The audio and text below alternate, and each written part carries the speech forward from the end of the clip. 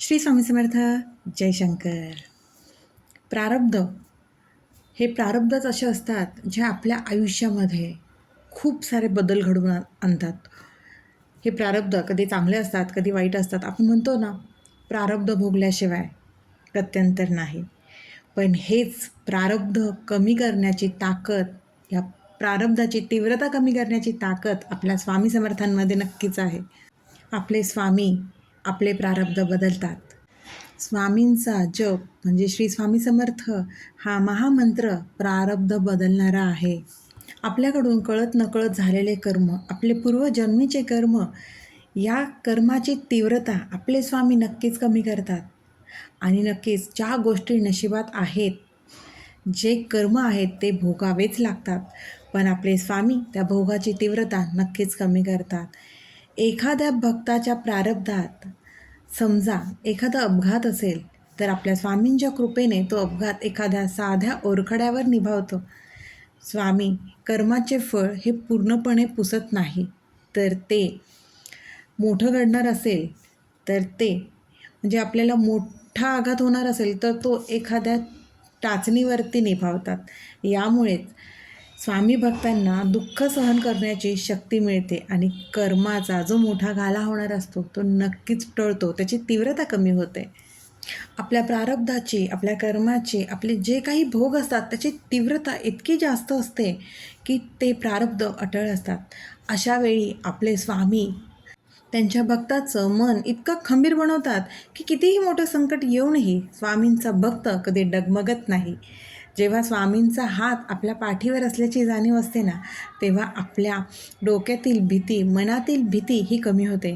आणि यामुळेच स्वामी भक्त हा संकटाकडे दुःख म्हणून न पाहता आपली भोगाची तीव्रता कमी करण्याची प्रक्रिया म्हणून पाहतो. आपले स्वामी त्यांच्या भक्ताच्या मानसिकतेत बदल करून त्यांचे प्रारब्ध हे सहज आणि सुलभ करत असतात. आणि सगळ्यात मोठी गोष्ट म्हणजे समर्पण होणं. स्वामींच्या पुढे आपण समर्पण होणं गरजेचं आहे. अनन्य भावे स्वामींपुढे शरणागती घ्यायलाच हवी. जोपर्यंत आपण म्हणतो ना, हे मी करीन, तोपर्यंत आपण नेहमी प्रारब्धाच्या फेऱ्यामध्ये अडकूनच राहतो.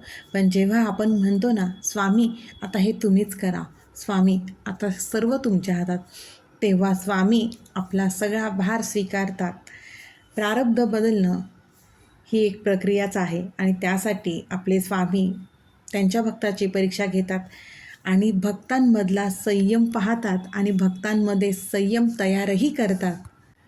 खूप परीक्षा स्वामी घेतात, कारण भक्तांचा संयम बघण्याची मानसिकता स्वामींना प्रत्येक भक्तामध्ये तयार करायची असते.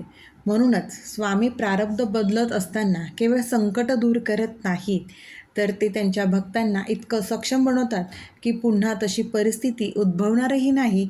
आणि जरी उद्भवली तरी त्यांचा भक्त त्या परिस्थितीचा सामना नक्कीच करू शकेल, इतका स्वामी त्यांच्या भक्तांना खंबीर बनवत असतात.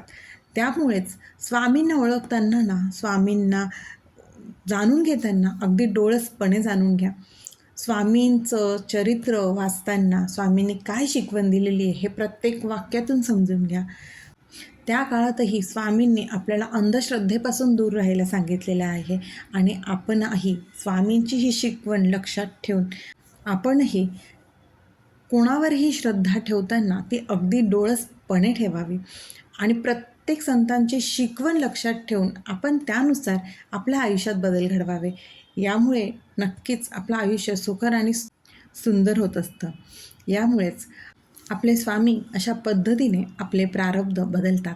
श्री स्वामी समर्थ या महामंत्राने आपण आपले प्रारब्ध नक्कीच बदलवू शकतो. फक्त आपले कर्म कष्टप्रामाणिक ठेवा, श्रद्धा ठेवा, अंधश्रद्धा नाही. प्रत्येक सेवा ही श्रद्धेने, डोळसपणाने आणि मनोभावाने करा. आपल्या प्रत्येक सेवेचं फळ आपले स्वामी नक्कीच देत असतात. श्री स्वामी समर्थ. अशक्यही शक्य करतील स्वामी.